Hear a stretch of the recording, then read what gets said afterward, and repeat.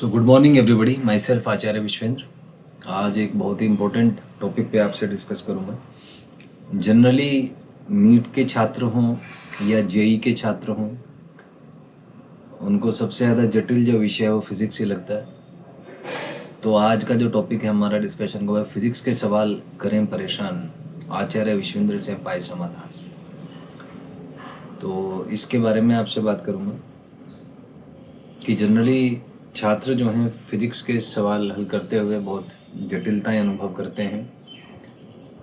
कई भावनात्मक जो है भावनात्मक रूप से काफ़ी असहज अनुभव करते हैं।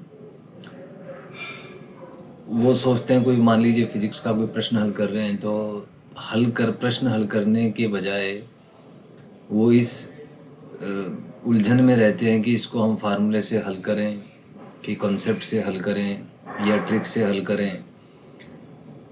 तो क्या है कि जब एग्ज़ाम परीक्षा हॉल में बैठते हैं तो सही से उनका जो मन मस्तिष्क तंत्र है वो सही से काम नहीं कर पाता और सवाल हल करने की बजाय वो विचारों में उलझे रहते हैं। इसी वजह से स्कोरिंग अच्छी नहीं हो पाती फिज़िक्स में।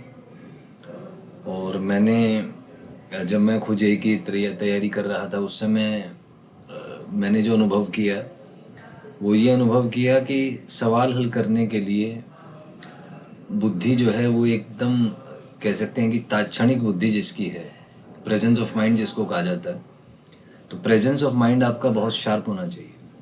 सवाल देखते ही 5 सेकंड के अंदर आपको उसका सॉल्यूशन बनाना आना चाहिए कि इसको मैं ऐसे सॉल्व करूँगा, केवल 5 सेकंड के अंदर। क्योंकि यदि 5 सेकंड में आप वो अप्रोच नहीं बना पाए तो फिर मेरा अनुभव है कि ज़्यादातर सवाल आपसे नहीं हो पाएंगे, क्योंकि थोड़ा टाइम बाउंडेशन का है।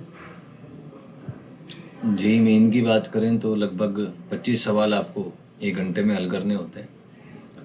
तो मोटा मोटा 2 मिनट मान लीजिए आप, एक सवाल के लिए 2 मिनट आपके पास होता है।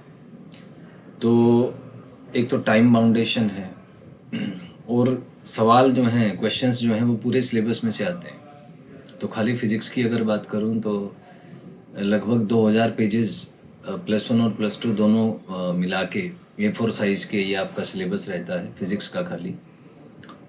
और एग्ज़ाम में जो क्वेश्चंस आते हैं वो 25 से 30 पेज में से आते हैं।